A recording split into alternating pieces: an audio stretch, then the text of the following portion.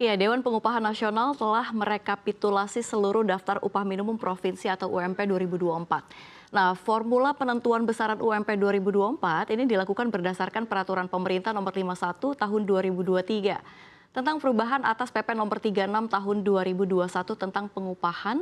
Kenaikan UMP dihitung dengan mempertimbangkan inflasi, pertumbuhan ekonomi, dan indeks tertentu yang mana disebut alfa dan nilainya 0,1 hingga 0,3. Saya akan coba rangkum untuk Anda, ini berapa angka UMP tertinggi dan terendah dari setiap provinsi dan prediksi inflasi ke depannya. Apakah UMP yang naiknya menurut para buruh ini seuprit, sanggup mengejar biaya hidup yang baru dirilis BPS, atau bisa jadi malah makin ngos-ngosan nih. Simak ya, dalam biaya hidup di Jakarta 15 juta rupiah, UMP 5 juta rupiah. Apakah kantong aman? Kita lihat slide yang pertama. Ya, kita lihat slide yang pertama. Karena banyak data di sini ya, jadi saya rangkum aja. Jadi kalau kita lihat memang DKI Jakarta ini menepati urutan dengan UMP tertinggi di Indonesia 2024 dengan nilai 5.067.381. Sementara itu UMP terendah di Indonesia yaitu di Jawa Tengah dengan nilai UMP Rp2.036.947. Sedangkan kalau kita lihat provinsi dengan persentase kenaikan tertinggi yaitu 7,5% ditempati Provinsi Maluku Utara. Dan kalau UMP tertinggi di Jakarta, terus berapa sih biaya hidup di Jakarta? Kita lihat slide yang berikutnya.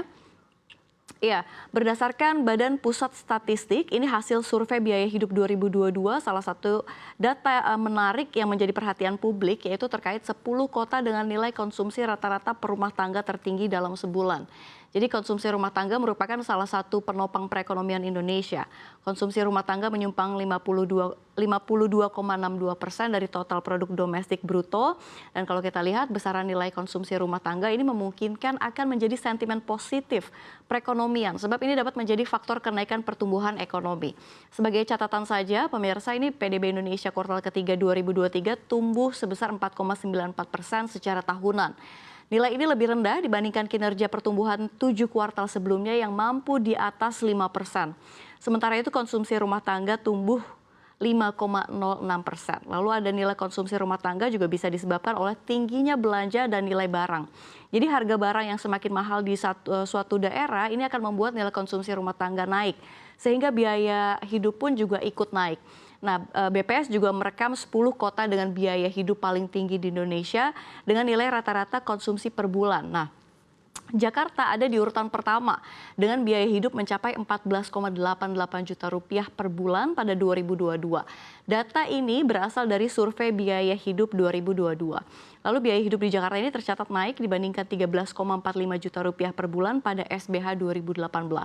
Adapun total biaya hidup di Jakarta pada tahun 2022 menjadi yang terbesar di antara 9 kota lainnya.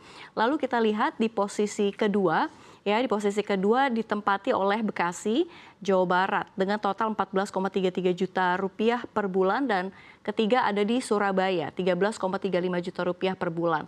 Lalu kota Depok berada di posisi keempat dengan besaran biaya sebulan sebesar 13.305.005 begitu ya kalau kita lihat atau 13,35 juta rupiah.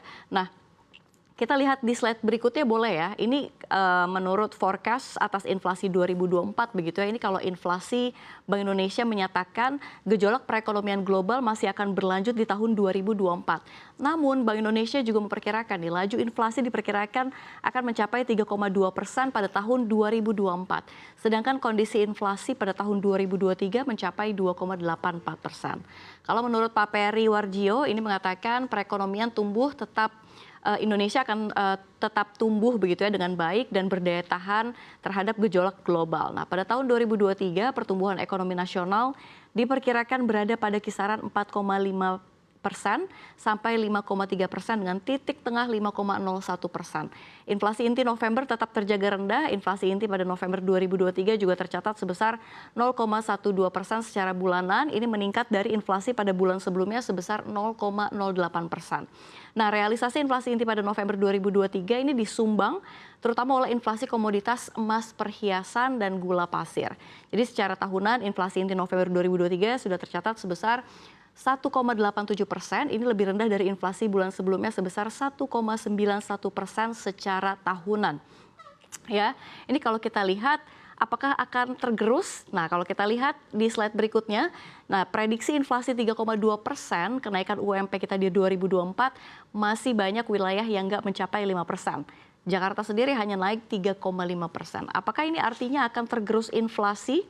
Ya, Direktur Center of Economic and Law Study Celios, Bima Yudhistira mengatakan, ini dari rata-rata kenaikan UMP 2024 dari 33 provinsi yang telah mengumumkan ialah sebesar 3,84%. Menurutnya ideal kenaikan UMP itu 10%.